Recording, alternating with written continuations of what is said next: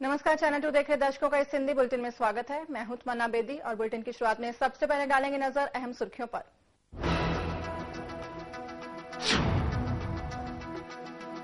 बठिंडा में स्वामी विवेकानंद जी का मनाया गया 150वां जन्मदिन। मुख्यमंत्री प्रकाश सिंह बादल द्वारा की गई शिरकत।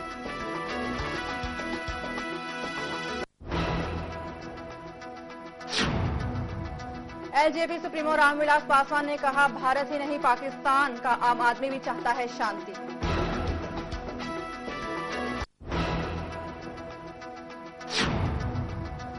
हरियाणा के सोनीपत में बलात्कार की शिकार छात्रा ने खुद को किया आग के हवाले। गंभीर हालत में कराया गया छात्रा को अस्पताल में भर्ती। और अब खबरें विस्तार से। बठिंडा में स्वामी विवेकानंद जी के 150वें जन्मदिन के संबंध में एक समागम का आयोजन किया गया। इस अवसर पर पंजाब के मुख्यमंत्री प्रकाश सिंह बादल द्वारा विशेष तौर पर शिरकत की गई। इस अवसर पर विवेकानंद जी के जीवन पर लिखी गई एक किताब भी रिलीज की गई। स्वामी विवेकानंद की 150वीं वर्षगांठ के मौके पर एक समागम करवाया गया। इस मौके पर मुख्यमंत्री प्रकाश सिंह बादल विशेष रूप से उपस्थित थे। इस मौके पर मुख्यमंत्री प्रकाश सिंह बादल ने स्वामी विवेकानंद के विचारों से लोगों को जागरूक भी किया।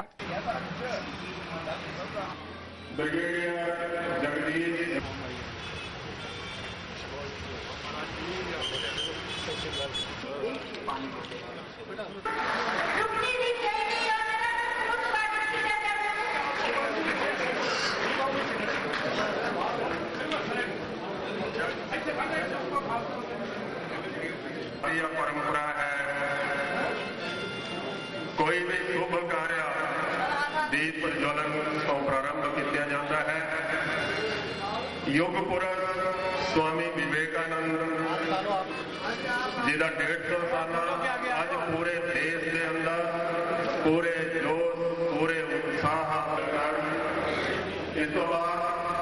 इस मौके पर स्वामी विवेकानंद जी के जीवन कथा के बारे में एक किताब भी रिलीज की गई।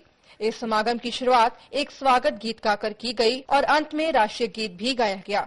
इस मौके पर बीजेपी लीडर कमलकांत शर्मा आदि वर्कर्स भी मौजूद थे।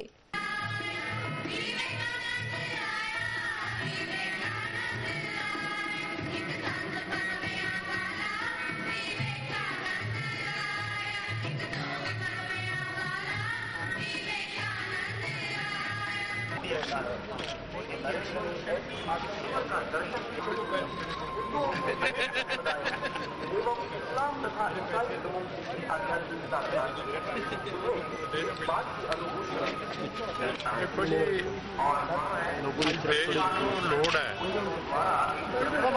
ਜਿਹੜੀਆਂ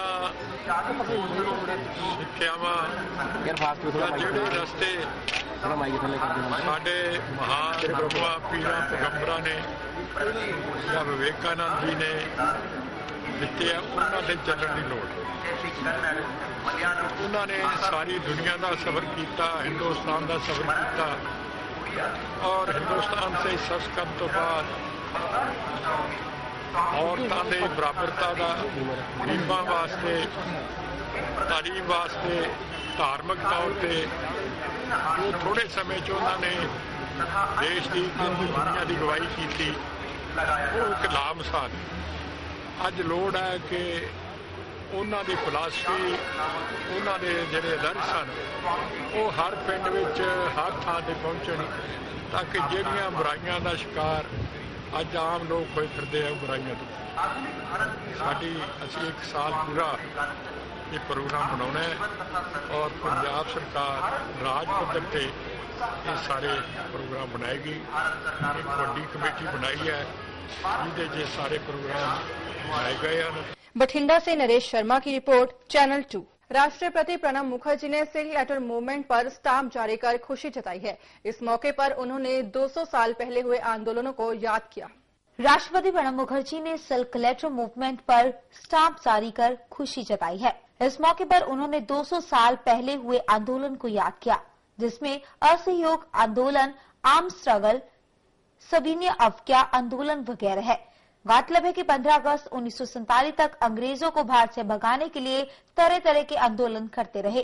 Indeed, it is a very happy occasion for me to be present here for the release of a stamp dedicated on Silk Letter movement.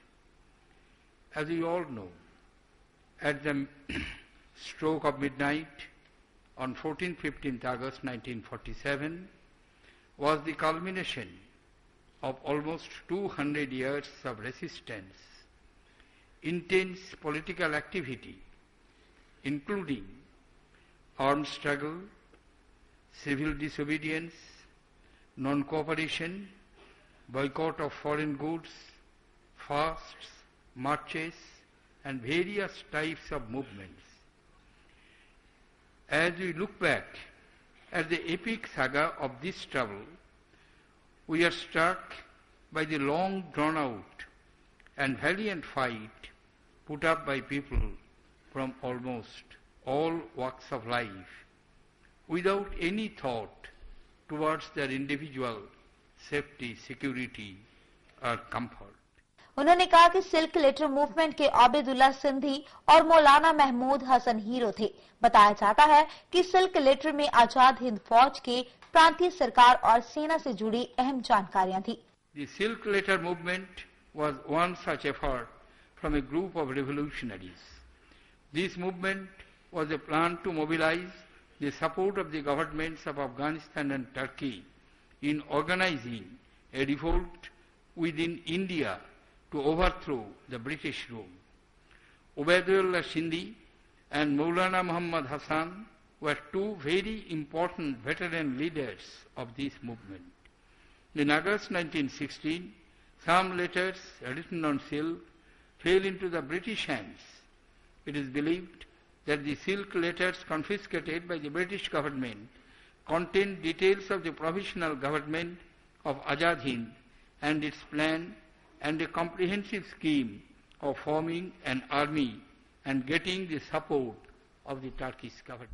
Bharat की आजादी के लिए ये सबसे अहम आंदोलन माना जाता है। It was a widespread movement of multifaceted dimensions. In this movement, people of various persuasions, following different ideologies, presented a multi-pronged resistance to foreign rule. The unique struggle was marked by a variety of approaches adopted by the people to rid the nation of the foreign domination and colonial rule. Channel 2 के लिए दिल्ली से bureau report.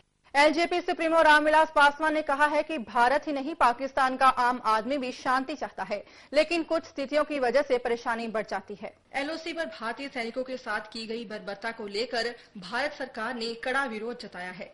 साथ ही साफ किया है कि इस तरह की घटना स्वीकार नहीं होगी।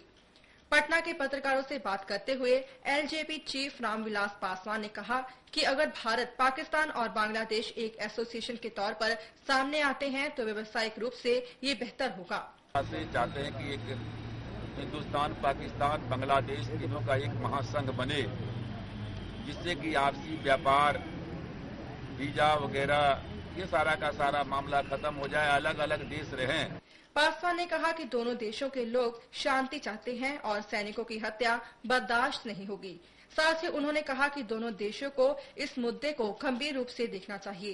हिंदुस्तान और पाकिस्तान का जो आम नागरिक है वो दोस्ती चाहता है, लेकिन इस तरह का सीमा पर कार्रवाई जो है उससे क्या कहते हैं कि बहुत ही उसमें रुकावट आती है। एक तो इसमें पाकिस्तान को जो है इस मुद्दे पर जो है क्या कहते हैं संजीदगी से काम लेना चाहिए, और दूसरी बात है कि जो भारत सरकार है, भारत सरकार को भी इस मामले में गंभीरता से लेना चाहिए। पटना से ब्यूरो रिपोर्ट, चैनल 2। हरियाणा के सोनीपत में बलात्कार की शिकार छात्रा ने खुद को आग के हवाले कर दिया। छात्रा को 90% जली हालत में अस्पताल में भर्ती कराया गया। पुलिस ने इस मामले में 16 साल की लड़की की मां की शिकायत के आधार पर राकेश उर्फ काला को पकड़ लिया है। आरोपी ने लड़की को इस घटना के बारे में किसी से नहीं बताने की धमकी भी दी थी। पूरा मामला क्या है? ये लड़की के बर्न केस की सूचना पुलिस को मिली थी। बर्न केस की सूचना मिलती हुई पुलिस है ना हॉस्पिटल में आई। यहाँ पीजीआई में लड़की की मदर का स्टेटमेंट लिखा गया। लड़की की मदर की स्टेटमेंट पर पुलिस ने अपने जांच। क्या शिकायत की है पुलिस को? पुलिस को इसने इसकी लड़की के साथ ना कोई ना गलत काम बना किया राकेश नाम के लड़के ने। इस तरह की शिकायत पर यह मामला दर्ज है। सर ये कौन सी क्लास में पढ़ते हैं, कुछ पता लगा? कितनी उम्र है? लड़की की 16 साल के करीब उम्र, इसकी 10वीं क्लास में। वहीं पीड़िता की मां ने कहा है कि आरोपी उसकी लड़की को ये कहकर ले गया कि उसके दादा को हार्ट अटैक हुआ है, जिसके बाद किसी सुनसान जगह पे ले जाकर उसके साथ बलात्कार किया। इसके साथ ही आ गई स्कूल में कहाँ का गाड़ी अड़ानी, गाड़ी अड़ा कर नहीं बोला तेरा दादा का हार्ट अटैक हो गया, तेरे दादा का हार्ट अटैक हो गया, जल्दी से जल्दी बुलाई है, जल्दी से जल्दी बुलाई है। बोली नहीं कुकर हो गया अंकल जी, मैंने तो पता ही नहीं कि कर हो गया। बोला ना तू जल्दी बैठ ले, तू जल्दी बुलाई है। नाबालिग को गंभीर रूप से जली हालत में पास के अस्पताल में भर्ती कराया गया, जिसके बाद डॉक्टरों ने उसे पीजीआई रोहतक रेफर कर दिया। सोनीपत से चैनल 2 के लिए ब्यूरो रिपोर्ट। मेरठ के शास्त्री नगर में भीम सिंह नाम के एक इंजीनियर ने अपनी बेटी की हत्या कर दी। माना जा रहा है कि वो बेटा न होने से परेशान था और इसलिए उसने अपनी 23 साल की बेटी को मौत के घाट उतार दिया। मेरठ के शास्त्री नगर इलाके में बीकॉम की छात्रा माला की लाश उसके घर के बाथरूम में मिली। पुलिस ने मां की शिकायत पर लड़की के पिता को गिरफ्तार कर लिया है। साथ ही लड़की के एक दोस्त को भी पूछताछ के लिए हिरासत में लिया है। वहीं लड़की के शव को पोस्टमार्टम के लिए भेज दिया। हैं जो इंजीनियर हैं ओएनजीसी अहमदाबाद में, उनकी लड़की है, छोटी वाली लड़की का यहाँ पर बता रहे हैं, इसकी उनकी बड़ी लड़की है वो सूचना दे रही है, दिया था कि उसकी छोटी बहन का उसके पिता ने मार दिया है। इस सूचना पर हम लोगों ने संज्ञान लिया और इसको लोकप्रिय में एडमिट कराया गया था। वहां पर वो डेड हो गई है। अभी इनकी लिखित कोई कंप्लेन आई नहीं है। पूछताछ में सिर्फ इतना बता रहे हैं कि पिता ने इसको पसंद नहीं कर रहे थे और उन्हीं ने ही इनको ऐसा किया है जिससे इसकी डेथ हो गई है। मैंने सुबह देखा था भैया आपसे बच्चे नहीं, अब से पहले कब मारने का प्रयास? अरे मेरी बेटी 7 दिन फेल हो गई थी, उसको फांसी पे लटका था, लेटर लिखवा लिया। हाँ बड़ी वाली को फांसी पे लटका और उसे लेटर लिखवा लिया। मैं खुद मर रही हूँ अपने पास। आपके पिताजी ने क्या मोबाइल बंद बाथरूम निकला पड़ा था, उसका पूरा पोस्टर फटे पड़े थे झुकटे में और बेड के अंदर उसका मुंह था पूरा ऐसे करके टूटी हुई थी, वो नीले पड़े थे और उसके नेहा हमारा कितना मुझे नहीं पता, मैं नीचे थी, मैंने तो बाथरूम निकला हुआ देखा था उसका और उसका पोस्टर फटा हुआ देखा था। लड़के की बहन की माने तो उसके पिता लड़का नहीं होने से परेशान थे और जिसके चलते उन्होंने उसकी बहन की हत्या कर दी। लड़का नहीं है मेरी बहन मेरी लड़की छोटी उसमें लगी रहती है, उसमें खिलौते रहते थे सबसे। वहीं लड़की के पिता ने कहा है कि उसकी हत्या से उसका कोई लेना देना नहीं है और लोग दूसरे कारणों से मुझ पर आरोप लगा रहे हैं। हाँ क्या बात होगी? उसने कहा माला मिल नहीं रही है। मिल नहीं रही है मतलब वो एक्चुअल में जब तक ये भाई साहब रहते हैं वो ऊपर नहीं आती, ठीक है ना, ऊपर जाती ही नहीं वो। मैंने ऊपर जाके मैं देख के आ गई हूँ, नहीं मिल रही है। मैंने सही से देख, कभी ऊपर हो वो देख के आई कि मैंने कहा छत पे बैठी है धूप में। उसने कहा छत पे भी नहीं है, कुंडी लगी हुई है ऊपर की जीने की। फिर थोड़ी देर बाद फिर फोन आया उसका। ऐसी 2-3 बार जब उसने कहा मुझे लगा कुछ सीरियस है, तो मैं अपनी फ्रेंड की बाइक लेके मैं सीधा पहुंचा और नेहा गेट पर खड़ी हुई मेरा इंतजार करी थी और मेरे साथ सीधा जब हम ऊपर गए तो सामने जो चार्ट लगा हुआ जहां वो सोती थी तो चार्ट उखड़ा हुआ था, ठीक है। मैंने वो रजाई हटाई तो वहां पर पानी पानी बिखरा हुआ था। उसको नेहा बिल्कुल मार दिया है, पापा ने माला को मार दिया है। मैं बहुत ज्यादा होपलेस था। फिर मैंने गद्दा इधर उठाया क्योंकि वो ये कह रही थी कि इसके अंदर तो नहीं घुसा दिया, बेड के अंदर इन्होंने मार के, ठीक है। फिर दूसरे बेड की तरफ में गया। फिर मैं जब अलमारी की तरफ गया तो बाथरूम की तरफ गई, एकदम उसकी चिल्लाने की आवाज आई मेरे। मेरठ से ब्यूरो रिपोर्ट चैनल 2। इसी के साथ फिलहाल रुक रहे हैं ब्रेक के लिए, जल्द लौटेंगे, बने रहिए चैनल 2 के साथ।